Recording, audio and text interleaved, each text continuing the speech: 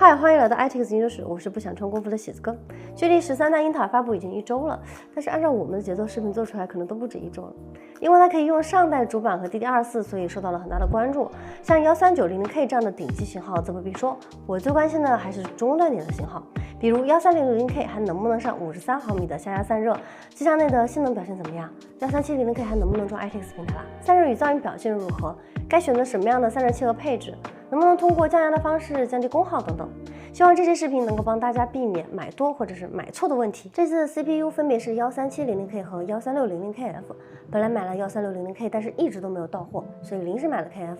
性能上除了没有核心以外，基本上是没差的。我把它们的相关数据还有价格也放在上面。需要关注的是13700K 是8个大核8小核，共24线程，反倒和上代12900K 是一样的。最大睿频大核 5.4， 小核心 4.2， 最大功耗也来到253瓦，基本告别了普通风冷，只能尝试240以上水冷。13600KF 是6个大核8小核，共20线程，最大睿频大核 5.1， 小核心 3.9， 最大功耗也来到181瓦，所以接下来的下压测试压力不小。价格方面，基本首发就是按标价卖了。双11临近呢，应该过不了多久就有优惠，不过按照往常的经验，应该是捆绑主板的形式。机箱这次选了3个，13700K 配的是 ACS-UPD， 选它肯定不是图它长得白，还是因为立式背靠背的 A4 结构加280水冷，可以给水冷 A4 的 iTix 做参考。如果它压不住，只能寄希望于大体积机箱的360水冷了。配套使用的是 1K280水冷，海运 SPX750 电源，显卡是3080 钛星耀。13600K 选了2个机箱，一个是我们定制的 6.3 升左右的 D63， 看看小体机箱还有没有希望上到这代 i5 天花板。这个机箱是我们定制的，可以插双卡。我们去年到今年的直播都是用的这台主机，它的顶部、底部都有120、150风扇散热 ，EU 的位置也是有2个6015单独排风，算是紧凑机箱里散热比较好的。显卡使用的是微星的3060 iTix， 散热是 AXP90X53和 EU 电源。另外一个机箱就是卖的非常好的曲灶了，这种直插结构可以给市面上绝大多数同类机箱做参考，包括 D30、C28、C26、小哲、傻瓜超人等等。散热选的是利明的 TA120EX 5热管的单塔散热器，电源是海运的 Focus GX1000。主板统一的用的 ROG 的 Z790i， 相比上代 Z690i 有几点改变。首先是散热兼容上 ，M2 部分的散热片整体下移，让出了一部分位置，这样更好兼容塔式与水冷散热器。散热片的高度为了与周边齐平 ，PCIe 5.0的 M2 抛弃了原有的快波式，反向180度插入再螺丝固定，不会再挡住塔式散热的鳍片了。FPS 卡也更新了2代，其中这个 PCIe 的切换按钮最贴心，两端式可以切换 PCIe 3.0、4.0， 延长线用户再也不用担心黑屏，可能要重新装机的尴尬了。I/O 部分从 7A2C 换成了 6A3C， 2个雷电丝的 C 口没变，多了一个27的 C 口。底部和 X670i 一样，去掉了音频接口，换成了散热风扇进口。音频接口则集成在了外置的 Hive 上，我觉得有好有坏吧。比如短天线不怕遮挡了，但是不集成主板上对刚需会有点小麻烦。Hive 的质感不错，我们前几期视频也有详细介绍，功能很多，包括数据、音频、超频 BIOS 等等。还有一点要注意的是 Z790i 这款连上 Hive 以后 ，BIOS 里会锁定 CPU 的超频选项为默认，按下超频按钮以后会切换到 AI 超频模式，这个模式还是很好用的，以后再给大家单独介绍。如果你要手动调整，得先拔下 Hive， 虽然和 X670ei 是同款，但是2个运作模式完全不同。供电和其他接口方面没有太大的变化，价格和上代首发时也差不多。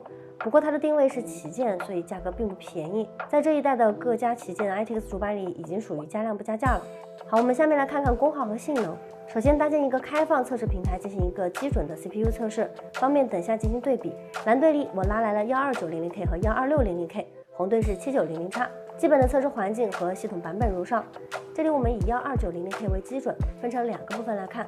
首先是基础跑分，这个部分 13700K 明显领先，一度让我以为拿错 CPU 了，特别是多核心部分最高可以有 10% 的领先。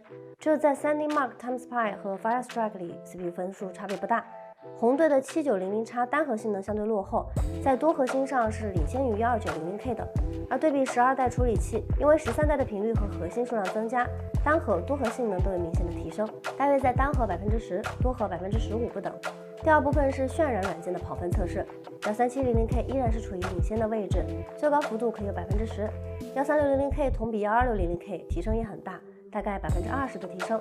而用7900X 对比13700K，可以明显的看到在单核性能中依然处于落后状态，多核测试部分项目完成了反超，领先幅度大约2%到3%。那么在机箱内它们的表现如何？首先是13700K 的 SSUPD， 在跑分这种短时间的项目里，220水冷还是很好的发挥了作用。待机时输入端功耗计89瓦，在15分钟单考测试里 ，CPU 大核5.37赫兹，小核4.17赫兹，温度一直在95度，软显功耗235瓦左右，输入端功耗计360瓦，基本没有降幅。接着盖上侧板，双考15分钟，情况就大有不同了。CPU 最终稳定在大核5.0到5.17赫兹，208瓦左右的功耗比单核时有明显的降频。输入端功耗计也是从刚开始的683瓦一路降到了667瓦，显卡倒是很正常，温度也不算高，主要原因还是显卡加热冷排导致散热能力下降，而且这个时候噪音就有53到54分贝了，属于是戴着耳机打游戏都能微弱感受到的程度。不过还是那句话，极限测试一般用不上。在日常高负载的游戏测试里，选的 D-12 的战地2042和 D-11 的 Apex，4K 和2K 高画质游戏1小时，显卡在整个过程中都占满了，温度一直保持在70度。CPU 占用大概在20%到30%上下，100瓦左右的软显功耗，温度在70度上下，最高会在75度。噪音方面呢，较双考试好上很多，大概在43到44分贝，有一阵一阵明显的风声，但是在游戏时感受不是很明显，所以13700K 想要用得好，240水冷少不了。接下来是13600KF， 在直插的去噪内装的单塔散热，15分钟的单考 FPU，CPU 大核5.17赫兹，小核3.97赫兹，温度88度左右，软显功耗150瓦左右，输入端功耗计显示为230瓦。接着一样盖上侧板，双考15分钟。有顶部风扇的情况下和开侧板差不多，没有顶部风扇的话 ，CPU 大概维持在126瓦左右，大核心4.7，小核心3.9。13600KF 的规格还是比较高的，一定要挑选风道比较好的 ITX 或 MATX 机箱。我们测试用的3080 Ti 功耗也比较高，如果是功耗低一点的显卡，比如3060 Ti、6700之类的，温度会低上很多。那可不可以通过降压、锁频率之类的方式得到一个甜点性能呢？因为13代的发布会上有提到过，可以用低于12代的功耗得到相近的性能，所以我们浅尝了一下，将大小核频率降到最低3.5 赫兹，多核心跑分和12600K 一模一样了，单考只有75瓦左右的功耗，下压散热也是可以轻松压制，但是这样的单核就非常差了，意义不大。我又进 BIOS 里将大核依次调整为双核5.1、全核心5.0、小核心4.0，下压到1.15伏。这时的 R23 跑分，不管是单核还是多核，都和默认的13600KF 差距不大。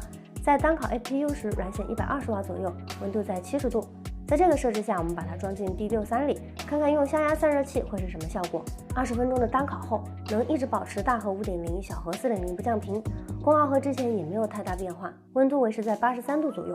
那接着双考15分钟 ，CPU 依然没有降频，温度来到了87度，显卡在170瓦的功耗，73度左右，好像挺轻松。除了噪音有点高之外，基本没有性能的损失。有一说一，我真的还是有点意外的，能在这么小的机箱里面顶着全核心5G 的 CPU 稳定运行，还没有降频，而且还是在这样极限的测试里。那在日常高负载的游戏测试中 ，2K 高画质、关闭光追之类的项目，可以看到 CPU 频率在57赫兹，占用在20%到30%，温度平均在55度，最高62度左右，3060在70度上下。我们还是拿上代12600K 相同散热器做对比，可以看到频率不仅提高了，温度还更低，证明这种方法是可行的。同理，13700K 也可以，而且空间会更大。虽然跑分可能没差，但是在游戏里可能会有些差别，因为用的核心数可能不同嘛。主要是给大家提供一个思路，特别是 ITX 玩家。至于如何找到这个甜点频率呢，就需要大家有点耐心了。OK， 到总结环节，13代酷睿现在发售的几款 CPU 性能较上代各方面提升是不错的，加上可以兼容前代主板和 DDR4 内存，相对于想升级的人来说可以节省一笔预算。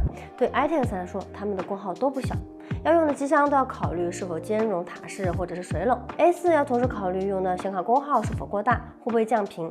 其实我更好奇他们在 DDR4 的 B660 主板或者是 H620 主板上的表现。